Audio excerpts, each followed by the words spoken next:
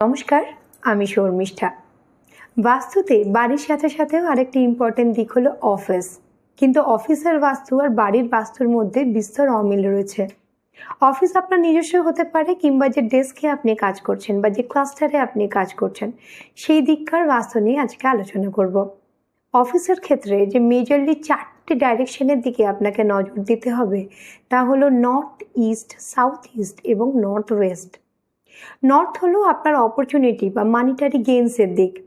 এই দিককে এনহ্যান্স করার জন্য আপনি একটা ছোট বাটিতে কিছুটা জল রাখুন এবং তার মধ্যে কিছু রূপো বা চাঁদের কিছু আইটেমস বা কোনো কয়েন রাখুন। মাঝে মাঝে এই জলটা অফিসের চতুর্দিকে ছড়িয়ে দেবেন। আপনার ইস্ট সাইড হলো আপনার সোশ্যাল কানেকশনের দিক।